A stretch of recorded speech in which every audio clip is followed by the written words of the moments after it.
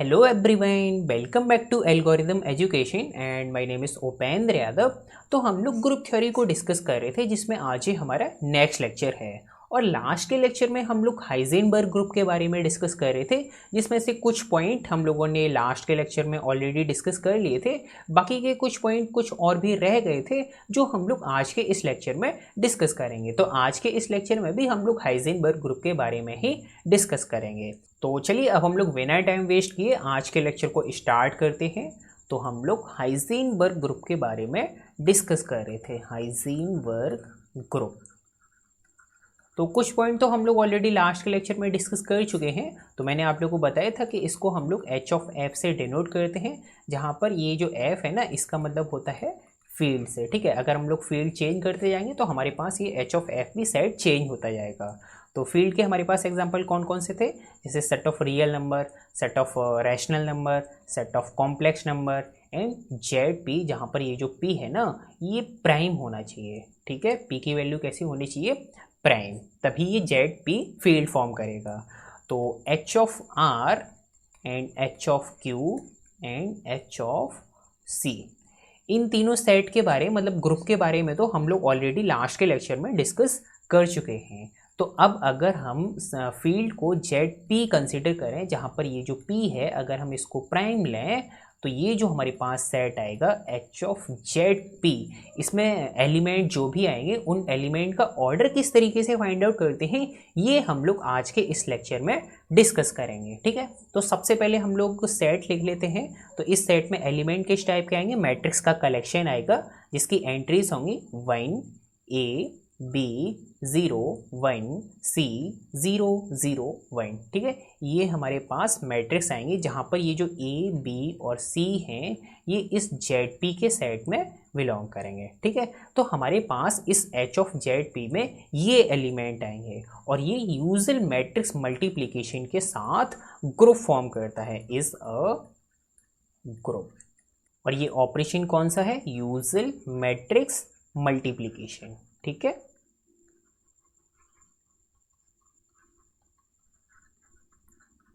तो अब ये जो हमारे पास सेट है एच ऑफ जेड पी, इसमें ये जो एलिमेंट एग्जिस्ट कर रहे हैं तो हम लोग इन एलिमेंट का ऑर्डर फाइंड आउट करेंगे। ठीक है, सबसे पहले तो आप लोग मुझे ये बताइए कि एच ऑफ जेड पी ये जो हमारे पास ग्रुप है इसका ऑर्डर क्या होगा। तो हमारे पास जो फील्ड है जेड पी, इसका ऑर्डर क्या है, पी है। तो एच ऑफ जेड पी का ऑर्डर क्या हो जाएगा, पी की पावर 3, क्योंकि पी चॉइस इसके पास, पी चॉइस इसके पास एंड पी चॉइस इसके पास, तो टोटल नंबर ऑफ चॉइस कितनी हो जाएंगी, पी की पावर 3। तो इस वजह से एच ऑफ जेड पी का ऑर्डर क्या हो जाएगा, पी की पावर 3। तो अब हम लोग इस एच ऑफ जेड पी में ये जो एलिमेंट एग्जिस्ट कर रहे हैं इनका ऑर्डर किस तरीके से फाइंड आउट करते हैं या फिर इनका ऑर्डर क्या होता है ये अब हम लोग कैलकुलेट करते हैं। तो इस ग्रुप के लिए हम लोग को 2 केस कंसिडर करने होंगे। तो केस फर्स्ट में हम लोग को कंसिडर करना होगा if P is not equal to 2 and case second में हम लोग को ये कंसिडर करना होगा if P is equal to 2। तो इन दोनों केस के लिए हम लोग अलग अलग कैलकुलेट करेंगे कि जो भी एलिमेंट एग्जिस्ट कर रहे हैं उनका ऑर्डर क्या होगा। अब हो सकता है कि शायद अभी आप लोग को थोड़ा बहुत कन्फ्यूजन हो कि यहाँ पर हम अभी P is not equal to 2 और P इज़ इक्वल टू 2 ऐसा हम लोग क्यों करें, मतलब क्यों अलग अलग कैलकुलेट करना चाह रहे हैं, एक ही साथ भी हम लोग कैलकुलेट कर सकते हैं। तो अभी आप थोड़ा वेट करिए, अभी थोड़ी देर में आप लोग को समझ आ जाएगा कि अगर हम लोग P की वैल्यू 2 के बराबर कंसिडर नहीं करते तो क्या होता है, और अगर P की वैल्यू 2 कंसिडर कर लेंगे तो क्या होता है। तो सबसे पहले हम लोग केस फर्स्ट को ही कंसिडर कर लेते हैं। Case first, if P is not equal to 2।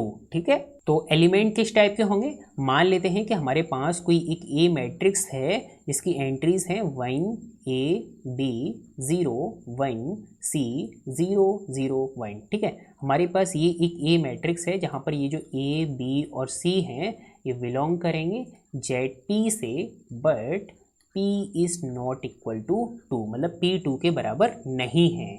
तो ये Z3 से भी बिलोंग कर सकते हैं, Z4 से भी बिलोंग कर सकते हैं, Z5 से भी, लेकिन P हमारा एक पर्टिकुलर टाइम पर P फिक्स होगा। और यहाँ पर ये जो हम लोग एलिमेंट कंसिडर कर रहे हैं, ये एक आर्बिट्री एलिमेंट को कंसिडर कर रहे हैं ना, तो हम लोग इसी आर्बिट्री एलिमेंट का ऑर्डर फाइंड आउट करते हैं। तो जब हम लोग a की पावर 1 को कैलकुलेट करेंगे तो वो तो यही रहने वाला है। अब हम लोग a की पावर 2 को कैलकुलेट करते हैं, तो a की पावर 2 मतलब a इंटू a, इसका मतलब a मैट्रिक्स हमारे पास क्या है, 1 a b 0 1 c 0 0 1, ठीक है। अब फिर से a मैट्रिक्स को लिख लेते हैं, 1 a b 0 1 c 0 0 1। अब इनको मल्टीप्लाई कराते हैं, तो मल्टीप्लाई करने के बाद हमारे पास कौन सी मैट्रिक्स आएगी, 1 2a 2b plus ac 0 1 2c 0 0 1, ठीक है। मल्टीप्लाई कराने के बाद हमारे पास ये वाली मैट्रिक्स आएगी। अब जब हम लोग a3 को कैलकुलेट करेंगे तो इसका मतलब a की पावर 2 इंटू a, तो a की पावर 2 ये हम लोग ऑलरेडी कैलकुलेट कर चुके, तो 1 2a 2b plus ac 0 1 2c 0 0 1, ठीक है। ए मैट्रिक्स क्या है, 1 a b 0 1 c 0 0 1, ये हमारे पास ए मैट्रिक्स है। इसको मल्टीप्लाई कराते हैं, तो मल्टीप्लाई कराने के बाद हमारे पास आएगा 1 3a और ये हमारे पास आएगा 3b प्लस 2ac, ठीक है। और ये हमारे पास 0 ये 1 और ये आएगा 3c, ये 0 ये 0 और ये 1, ठीक है। ये हमारे पास मैट्रिक्स आएगी। इसी तरीके से हम लोग a4 को भी कैलकुलेट कर सकते हैं, a5 को भी कैलकुलेट कर सकते हैं एंड सो ऑन। एंड बिल्कुल सेम इसी तरीके से जब हम लोग a की पावर p को कैलकुलेट करेंगे तो ये हमारे पास मैट्रिक्स आएगी 1 p इंटू a और ये p into b plus 1 plus 2 plus 3 plus and so on p minus 1 into ac और ये हमारे पास रो आएगी 0 1 और ये हो जाएगा p इंटू सी, ठीक है, p इंटू सी 0 0 1, तो ये हमारे पास मैट्रिक्स आएगी। अब ये वाली मैट्रिक्स कैसे आई, अब अगर आप लोग को ये समझ नहीं आया कि ये वाली मैट्रिक्स कैसे आई, तो इसका मतलब आप लोगों ने मेरे लास्ट के लेक्चर को नहीं देखा है। लास्ट वाले लेक्चर में मैं आप लोगों को ऑलरेडी बता चुका हूँ कि अगर हमारे पास कोई एक ए मैट्रिक्स इस टाइप की है तो ए की पावर एन को हम लोग किस तरीके से कैलकुलेट करते हैं, ठीक है। तो वहाँ जो हम लोगों ने ए की पावर एन मैट्रिक्स को कैलकुलेट किया था ना, अगर हम लोग ए की पावर पी को कैलकुलेट करना चाहते हैं तो जहाँ जहाँ एन है उसकी जगह अगर हम लोग पी को रिप्लेस कर दें तो ए की पावर पी हमारे पास मैट्रिक्स आ जाएगी। तो ए की पावर पी मैट्रिक्स हमारे पास ये आएगी, ठीक है। अगर आप लोग डिटेल में इस मैट्रिक्स को देखना चाहते हैं कि ये कैसे कैलकुलेट होके आई है तो आप लोग लास्ट के लेक्चर को देखिए, ठीक है, वहाँ पर मैंने आप लोग को बहुत अच्छे से बताया। तो ए की पावर पी मैट्रिक्स हमारे पास ये आई है। अब देखो क्या ये जो मैट्रिक्स है ये आइडेंटिटी के बराबर है या फिर ये नहीं है, तो ये आइडेंटिटी एलिमेंट के बराबर है। कैसे है ये देखो, क्योंकि हमारे पास ये जो ए मैट्रिक्स है ना, इसमें यहाँ पर ये जो एंट्रीज बिलोंग कर रही हैं ए बी एंड सी, ये कहाँ से बिलोंग कर रही हैं, जेड पी के सेट में से बिलोंग कर रही हैं। और यहाँ पर ये जो एंट्रीज हैं P into A P B plus 1 plus 2 plus 3 and so on p minus 1 into A C and P C, इनको भी जेड पी से बिलोंग करना पड़ेगा। तो यहाँ पर ये जो p इंटू ए है ना, इसके ऊपर आप लोग मॉडलो p को अप्लाई कीजिए। तो जैसे ही आप लोग मॉडलो p को अप्लाई करोगे तो ये 0 हो जाएगा। क्यों हो जाएगा, क्योंकि देखो p इंटू ए, इसको जब आप लोग p से डिवाइड करोगे तो ये तो p का मल्टीपल है ना, मतलब a जो है वो p का मल्टीपल है। इसका मतलब जब आप लोग इसको डिवाइड करोगे तो ये तो पूरा पूरा डिवाइड हो जाएगा p इंटू ए, तो रिमाइंडर आप लोग के पास क्या आएगा, 0 आएगा ना। इसी तरीके से जब आप लोग इसको भी डिवाइड करोगे p into B plus 1 plus 2 plus 3 and so on plus p minus 1 into A C, तो जब आप लोग इसको भी डिवाइड करोगे तो रिमाइंडर आप लोग के पास 0 आएगा। क्यों आएगा, जैसे देखो मैं आप लोग को इसको थोड़ा सिंप्लीफाई करके दिखा देता हूँ। तो p into B plus 1 plus 2 plus 3 and so on plus p minus 1, इसको ऐड करते हैं तो आप लोग को एक फॉर्मूला पता है, 1 plus 2 plus 3 plus and so on plus n। तो इसका फॉर्मूला क्या होता है, n प्लस 1/2, यही तो होता है ना। तो यहाँ पर 1 plus 2 plus 3 and so on plus p minus 1, जब आप लोग इसको कैलकुलेट करोगे तो ये आपके पास आएगा p माइनस 1 डिवाइडेड बाई 2, ठीक है। अब आप लोग यहाँ से p को कॉमन ले लीजिए, तो p जब आप लोग कॉमन लोगे तो आपके पास क्या आएगा, b plus p minus 1 divided by 2। अब देखो यहाँ पर आप इसको, जब आप लोग इसको p से डिवाइड करोगे तो ये तो p का मल्टीपल है ना, ये वाला जो है वो इस p का क्या है, मल्टीपल है। तो डिवाइड करने के बाद ये तो पूरा पूरा डिवाइड हो जाएगा, रिमाइंडर आप लोग के पास क्या बचेगा, 0 बचेगा ना। तो यहाँ पर भी 0 हो गया। इसी तरीके से ये भी क्या है, c p का मल्टीपल है, इसका मतलब p से जब आप लोग इसको डिवाइड करोगे p इंटू सी को, तो पूरा पूरा डिवाइड हो जाएगा, हमारे पास रिमाइंडर क्या आएगा, 0 आएगा। तो ये भी 0 हो गया। तो इसका मतलब क्या हुआ कि ये बराबर हो गया 1 0 0 0 1 0 0 0 1, ठीक है, इन h ऑफ जेड पी। ठीक है, इन h ऑफ जेड पी में ये जो a की पावर p है ये बराबर हो जाएगा आइडेंटिटी एलिमेंट के। तो अब a की पावर p आइडेंटिटी एलिमेंट के बराबर है, इसका मतलब क्या हुआ, order of a is equal to p, कि जो हम लोग a एलिमेंट को कंसिडर किए थे यहाँ पर, इस एलिमेंट का ऑर्डर क्या है, p है। ठीक है, समझ है। तो यहाँ पर ये जो एलिमेंट था ये एक आर्बिट्री एलिमेंट था जो कि h ऑफ जेड पी में बिलोंग कर रहा था, लेकिन p की वैल्यू यहाँ पर 2 नहीं थी। तो जो भी आर्बिट्री एलिमेंट था उसका ऑर्डर 2 आ रहा है, इसका मतलब सभी एलिमेंट का ऑर्डर 2 है except identity element. Identity element को छोड़कर जितने भी एलिमेंट एग्जिस्ट कर रहे हैं उन सभी का ऑर्डर क्या है, 2 है h ऑफ जेड पी के सेट में, जहाँ पर p की वैल्यू 2 नहीं है। और आइडेंटिटी एलिमेंट का ऑर्डर क्या होगा, 1 होगा, क्योंकि आइडेंटिटी एलिमेंट का ऑर्डर हमेशा 1 होता है। तो आइडेंटिटी एलिमेंट का ऑर्डर 1, बाकी जितने भी एलिमेंट हैं उनका ऑर्डर p। ठीक है, अब सेकेंड केस को कंसिडर करते हैं। अब अगर हम केस सेकेंड में कंसिडर करें, if p is equal to 2, तो अब अगर हम p को 2 कंसिडर कर रहे हैं, इसका मतलब h ऑफ Z2, इसकी हम लोग बात कर रहे हैं। तो इसमें एलिमेंट किस टाइप के आएंगे, 1 a b 0 1 c 0 0 1, ठीक है। एंड a b c कहाँ से बिलोंग करेंगे, Z2 के सेट में से। Z2 के पास क्या क्या एलिमेंट होते हैं, 0 1, ठीक है, यही दो तो एलिमेंट होते हैं ना। तो हमारे पास ये सेट होगा h ऑफ Z2।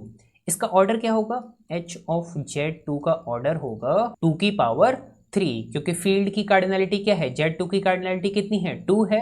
तो h ऑफ Z2 का ऑर्डर 2 की power 3 which is equal to 8। तो इस h ऑफ Z2 के पास 8 एलिमेंट होंगे। ठीक है, अब ये जो 8 एलिमेंट हैं इसके पास, इनका ऑर्डर फाइंड आउट करते हैं कि ऑर्डर क्या होगा। ठीक है, तो मान लेते हैं कि कोई एक a एलिमेंट है जो इस h ऑफ Z2 में बिलोंग कर रहा है। तो ये मैट्रिक्स होगी जिसकी एंट्रीज हैं 1 a b 0 1 c 0 0 1, ठीक है। हमारे पास ये एक मैट्रिक्स है।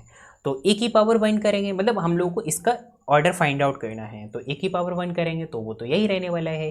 a की पावर 2 को कैलकुलेट करते हैं। तो जब आप लोग a की पावर 2 को कैलकुलेट करोगे तो वो मैट्रिक्स हमारे पास कैलकुलेट होके आएगी 1 2 into a 2 into b plus a into C 0 1 2 into C 0 0 1, ये हमारे पास मैट्रिक्स आएगी ए स्क्वायर।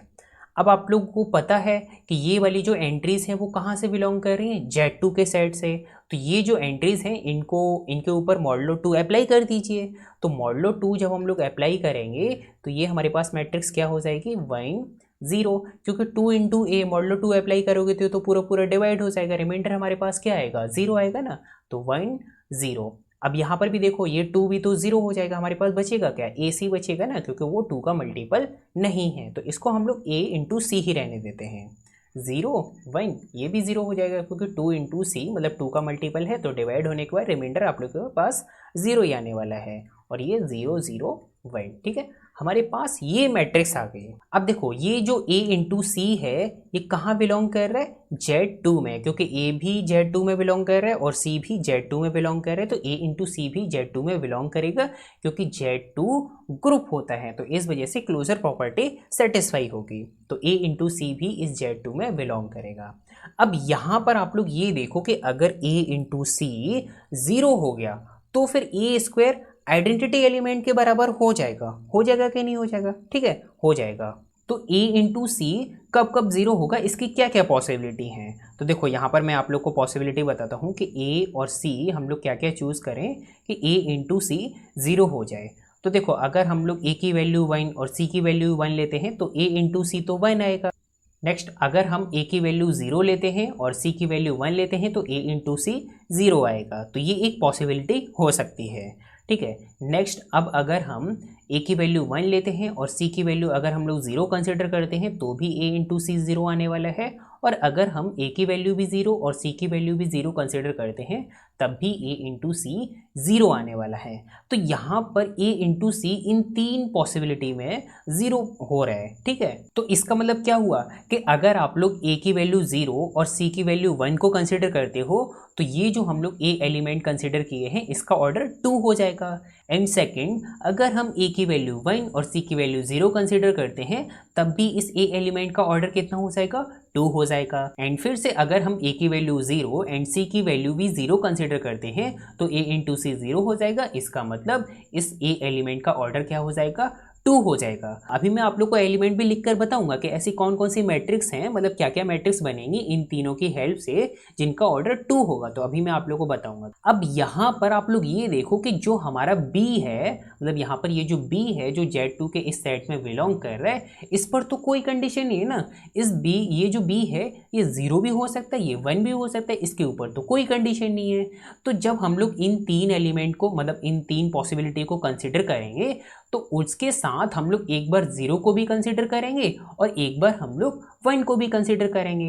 तो यहाँ से हमारे पास 3 चॉइस हैं और इस b एलिमेंट के पास कितनी चॉइस हैं, 2 चॉइस हैं। अगर हम b एलिमेंट को कुछ भी चूज कर लें, 0 1, ठीक है, 2 ही पॉसिबिलिटी हैं और ये तो हमारे पास है ही है a इंटू सी कि 0 होना चाहिए। ठीक है, तो अगर a इंटू सी 0 है तो इसके पास 3 पॉसिबिलिटी और b को तो हम लोग कुछ भी चूज कर सकते हैं 0 और 1 में से। तो 3 पॉसिबिलिटी यहाँ, 2 पॉसिबिलिटी b के पास, तो टोटल नंबर ऑफ पॉसिबिलिटी कितनी हो जाएंगी, 6 हो जाएंगी। इसका मतलब क्या हुआ कि हमारे पास 6 एलिमेंट ऐसे होंगे जो कि इस h ऑफ Z2 के सेट में बिलोंग करेंगे और उन एलिमेंट का अगर आप लोग स्क्वायर करोगे ना तो आप लोग को आइडेंटिटी एलिमेंट मिल जाएगा। अब इस ये जो हमारे पास 6 एलिमेंट है ना, इसमें आइडेंटिटी एलिमेंट भी इंक्लूड है, क्योंकि अगर आप लोग आइडेंटिटी एलिमेंट का स्क्वायर करोगे तो आइडेंटिटी एलिमेंट का स्क्वायर करने के बाद भी आप लोग को आइडेंटिटी एलिमेंट ही मिल जाएगा। तो इसमें आइडेंटिटी एलिमेंट भी इंक्लूड है। तो अब हम लोग को क्या फाइंड आउट करना था, ऑर्डर फाइंड आउट करना था ना। पहले तो देखो मैं आप लोग को एलिमेंट लिखकर बता देता हूँ, यहाँ मैं आप लोग को साइड में एलिमेंट लिखकर बताता हूँ। तो सबसे पहले A1 मैट्रिक्स को लिखते हैं। तो देखो डायगोनल वाली एंट्रीज तो 1 1 1 होनी चाहिए, इसमें तो कोई दिक्कत नहीं, और नीचे वाली 0 0 होनी चाहिए। अब देखो हमें वो वाली पहले मैट्रिक्स लिखनी है जिनका, मतलब जिनका स्क्वायर करने पर आइडेंटिटी एलिमेंट आ रहा हो। तो देखो हमारे पास पॉसिबिलिटी क्या है, पहले तो हम लोग a को 0 ले लेते हैं और c को 1 ले लेते हैं। तो a हमारा एलिमेंट यहाँ पर होता है तो इसको हम लोग 0 और c को हम लोग 1 कंसिडर कर रहे हैं। ठीक है, तो ये है। अब यहाँ पर हम लोग को b की वैल्यू फिल करनी है। तो b कहाँ से बिलोंग कर रहा है, Z2 के सेट में से। तो एक बार हम लोग यहाँ पर इसको 0 भर देते हैं और दूसरी मैट्रिक्स हम लोग बनाएंगे, उसमें b की जगह 1 को पुट कर देंगे। तो 1 0, b की जगह हम लोगों ने 1 पुट कर दिया, 0 1 1। और ये तो सेम वैसे के वैसे, बाकी जो एलिमेंट है ना उनको हम लोगों ने सेम वैसा का वैसे ही लिख दिया। तो अब अगर आप लोग a1 और a2 का स्क्वायर करोगे ना तो आप लोग को आइडेंटिटी एलिमेंट मिल जाएगा। अगर आप लोग को मेरी बात का यकीन ना हो तो आप लोग स्क्वायर करके देख सकते हो, लेकिन यहाँ पर अब मैं आप लोग को स्क्वायर करके तो नहीं दिखाऊंगा, क्योंकि अब मैं भी अपना टाइम वेस्ट नहीं करना चाह रहा और आपका भी मैं टाइम वेस्ट नहीं कराना चाह रहा। आप लोग अपनी नोटबुक पर इनके स्क्वायर करके देख सकते हो। ठीक है, आप लोग को गारंटी है कि आइडेंटिटी एलिमेंट ही मिलेगा। अगर नहीं मिलता है इसका मतलब फिर आप लोगों ने कहीं ना कहीं मिस्टेक की है, तो आप लोग को आइडेंटिटी एलिमेंट ही मिलेगा। तो 2 एलिमेंट तो हम लोगों ने बना लिया, हमारे पास 6 एलिमेंट आएंगे। ठीक है, तो 2 हमारे पास आ गए। अब A3 को देखो 1 1 1, डायगोनल वाले पहले हम लोगों ने लिख लिए 0 0 0। अब देखो a की वैल्यू 1 और c की वैल्यू अगर हम लोग 0 कंसिडर करेंगे तो इसका ऑर्डर 2 आएगा। तो a की वैल्यू 1 एंड c की वैल्यू 0, तो a की वैल्यू 1 एंड c की वैल्यू 0। अब b के पास कितनी चॉइस है, 2 चॉइस है। तो एक बार हम लोग यहाँ पर इसको 0 फिल कर देते हैं और दूसरे वाले में हम लोग यहाँ पर इसको 1 फिल कर देंगे। तो 1 1, b की जगह हम लोगों ने 1 लिख दिया, 0 1 0 0 0 1। ठीक है, तो ये हमारे पास 4 एलिमेंट आ गए। अब A5 को कैसे देखो, डायगोनल वाले 1 1 1 0 0 0। ऊपर वाले एलिमेंट को फिल करते हैं। तो ऊपर वाले के लिए क्या चॉइस है कि A को भी 0 ले लो और C एलिमेंट को भी 0 ले लो। तो A को भी हम लोगों ने 0 कर दिया और C को भी 0 कर दिया। अब B के पास यहाँ पर फिर से 2 चॉइस हैं। तो पहले हम लोग एक बार 0 फिल कर देते हैं तो और A6 हो जाएगा 1 0। अब हम लोगों ने बी की वैल्यू 1 पुट कर दी, तो 0 1 0 0 0 1। ठीक है, ये हमारे पास 6 एलिमेंट आ गए। अब ये 6 एलिमेंट ऐसे हैं कि अगर आप लोग इनका स्क्वायर करोगे तो आप लोग को आइडेंटिटी एलिमेंट मिल जाएगा। अब इसमें देखो एक आइडेंटिटी एलिमेंट भी होगा। कौन सा एलिमेंट है? ये है A5। ये क्या है? आइडेंटिटी एलिमेंट है। तो मैंने आप लोगों से कहा था ना, इसमें एक आइडेंटिटी एलिमेंट भी ऐसा आप लोग को मिल जाएगा जिसका अगर आप लोग को स्क्वायर करोगे तो आइडेंटिटी का स्क्वायर तो आइडेंटिटी ही रहेगा। तो ये आइडेंटिटी एलिमेंट है। अब आप लोग यहाँ से ये देख सकते हो कि A1 का जो ऑर्डर होगा वो 2 होगा, क्योंकि ये तो आइडेंटिटी एलिमेंट है नहीं है, केवल आइडेंटिटी एलिमेंट यही है ना। तो जब आप लोग A1 का स्क्वायर करोगे तो आइडेंटिटी एलिमेंट, A2 का स्क्वायर करोगे तो आइडेंटिटी एलिमेंट, A3 का स्क्वायर आइडेंटिटी एलिमेंट, A4 का square identity element and A6 का स्क्वायर आइडेंटिटी एलिमेंट। तो यहाँ पर इसका मतलब क्या हुआ कि A1, A2, A3, A4 and A6 ये जो 5 एलिमेंट हैं इनका ऑर्डर क्या होगा? 2 हो जाएगा। ठीक है, इसका मतलब that is order of A1 is equal to 2, order of A2 is equal to 2, order of A3 is equal to 2, यहाँ पर ये 3 है, order of A4 is equal to 2 and order of A6 is equal to 2। तो इस H of Z2 के पास ये 5 element ऐसे हैं जिनका ऑर्डर क्या है? 2 है। ठीक है, और एक आइडेंटिटी एलिमेंट जिसका ऑर्डर क्या होगा? 1 होगा। तो 6 एलिमेंट तो हमारे पास आ गए। टोटल नंबर ऑफ एलिमेंट कितने हैं इस H ऑफ Z2 के पास? 8 एलिमेंट। इसका मतलब अब 2 एलिमेंट और हमारे पास ऐसे बचे हैं जिनका हम लोगों को ऑर्डर फाइंड आउट करना है। ठीक है, तो हम लोग देख लेते हैं कि हमारे पास वो जो 2 एलिमेंट हैं वो कौन कौन से हैं। अब वो जो 2 एलिमेंट होंगे ना, वो यहाँ से आप लोग निकालोगे कि वो 2 एलिमेंट कौन कौन से हैं। एक बार आप लोग A की वैल्यू 1 कंसिडर करोगे और C की वैल्यू 1 कंसिडर करोगे। तो जैसे ही आप लोग इस पॉसिबिलिटी को कंसिडर करोगे तो B के पास 2 चॉइस होंगी, एक बार 0 एक बार 1। तो यहाँ से आप लोग को वो जो बचे हुए 2 एलिमेंट है ना वो आप लोग को मिल जाएंगे। तो वो देखो हम लोग किस तरीके से निकालेंगे। तो A7 होगा जिसकी एंट्रीज हो जाएंगी, पहले तो डायगोनल वाले लिख लीजिए 1 1 1 और ये 0 0 0। अब A के पास भी क्या पॉसिबिलिटी है कि उसको 1 होना चाहिए, C के पास भी क्या पॉसिबिलिटी है कि उसको भी 1 होना चाहिए। तो इसको भी हम लोग 1 कर देते हैं, इसको भी 1 कर देते हैं। अब B के पास 2 चॉइस हैं, तो एक बार हम लोग 0 फिल कर देते हैं और एक बार हम लोग 1 फिल कर देते हैं। तो A8 क्या हो जाएगा? 1 1 1 0 1 1 0 0 1। तो अब हमारे पास सारे एलिमेंट आ गए। 6 एलिमेंट अभी पीछे वाली स्लाइड में थे और 2 एलिमेंट हमारे पास ये हैं। तो इन दोनों एलिमेंट को छोड़ के बाकी के जो भी एलिमेंट है उनका तो ऑर्डर हम लोगों ने फाइंड आउट कर लिया, इनका भी हम लोग ऑर्डर फाइंड आउट कर लेते हैं। तो इनको सिंपली हम लोग कैलकुलेट कर लेते हैं। तो पहले हम लोग A7 का ऑर्डर फाइंड आउट करते हैं। तो A7 की पावर जब आप लोग 1 करोगे तो वो तो यही रहने वाला है। A7 की पावर जब आप लोग 2 करोगे तो आप लोग मल्टीप्लाई करा के देख सकते हो, वो आइडेंटिटी के बराबर नहीं आएगा। मैं आप लोग को यहाँ पर बता देता हूँ। अब सिंपल सा मल्टीप्लिकेशन है, मैट्रिक्स मल्टीप्लिकेशन, वो आप इजीली करके देख सकते हो। इसमें मतलब समझाने वाली बात तो कुछ है ही नहीं है ना। आप लोग बचपन से पढ़ते आ रहे हो कि मैट्रिक्स को कैसे मल्टीप्लाई करते हैं, तो अब मैं तो नहीं बताऊंगा ना कि मैट्रिक्स को कैसे मल्टीप्लाई करते हैं। अगर आप लोग को नहीं याद रहा है मतलब फिर आप क्या पढ़ रहे हो? मैथ कुछ भी नहीं पढ़ रहे हो। जब आप लोगों को मैट्रिक्स मल्टीप्लिकेशन नहीं आ रहा है तो गलत बात है ना। तो A7 का स्क्वायर करोगे तो वो आइडेंटिटी के बराबर नहीं आएगा। इसी तरीके से अगर आप लोग A7 का क्यूब करोगे तो वो भी आइडेंटिटी के बराबर नहीं आएगा। लेकिन अगर आप लोग A7 की पावर 4 करोगे तो वो आइडेंटिटी के बराबर आ जाएगा। इसका मतलब order of A7 is equal to 4। And बिल्कुल सेम इसी तरीके से ऑर्डर ऑफ A8 भी 4 होगा। जब आप लोग A8 की पावर 4 को कैलकुलेट करोगे तो वो आइडेंटिटी के बराबर आ जाएगा। तो इसका मतलब order of A8 is equal to 4। तो H ऑफ Z2 ये जो हमारे पास सेट था इसमें एलिमेंट क्या क्या है? A1 A2 A3 A4 A5 A6 A7 A8। ठीक है, यही एलिमेंट है ना, जिसमें से ये जो A5 वाली मैट्रिक्स थी ये आइडेंटिटी मैट्रिक्स थी, और ये A1 A2 A3 A4 A5 A6 A7 A8 ये किस टाइप की मैट्रिक्स हैं, मतलब एंट्रीज किस टाइप की आ रही हैं, ये मैं आप लोग को ऑलरेडी बता चुका हूँ। ठीक है, 2 मैट्रिक्स तो मैंने आप लोग को ये बता दी, बाकी की 6 जो मैट्रिक्स हैं वो लास्ट स्लाइड में है। ठीक है, तो A5 का जो ऑर्डर हो जाएगा वो तो 1 है, इसका ऑर्डर क्या है? 1 है। और बाकी का A1 A2 A3 A4 and A6 इनका ऑर्डर क्या है?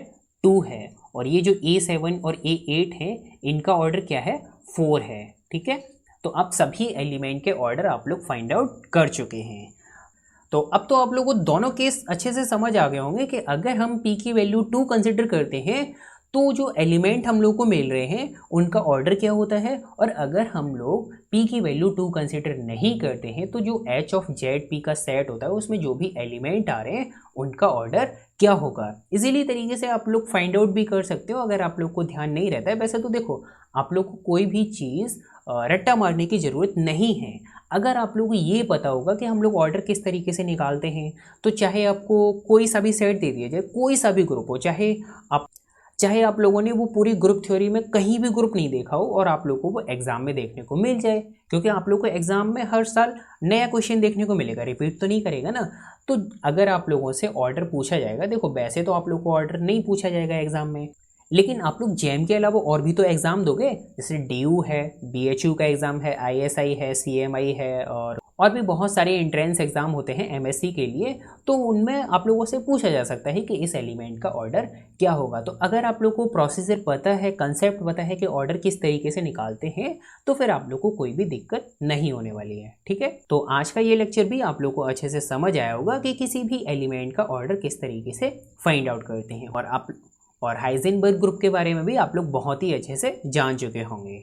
तो आज का लेक्चर अब हम लोग यहीं पर फिनिश करते हैं। इसके बाद अब हम लोग नेक्स्ट लेक्चर में रिजल्ट्स एंड प्रॉपर्टीज़ के बारे में डिस्कस करेंगे, क्योंकि जो भी स्पेशल टाइप के ग्रुप थे ना, उनको हम लोग ऑलरेडी डिस्कस कर चुके हैं इस लेक्चर में, बाकी के लास्ट के लेक्चर में, कि उनका ऑर्डर किस तरीके से निकालते हैं। ठीक है, तो नेक्स्ट लेक्चर में हम लोग रिजल्ट्स एंड प्रॉपर्टीज़ के बारे में डिस्कस करेंगे कि ऑर्डर ऑफ एन एलिमेंट से रिलेटेड कुछ थ्योरम के स्टेटमेंट हैं, रिजल्ट्स हैं, प्रॉपर्टीज़ हैं, जिनकी हेल्प से हम लोग जल्दी से जल्दी क्वेश्चंस को अटेम्प्ट कर पाते हैं।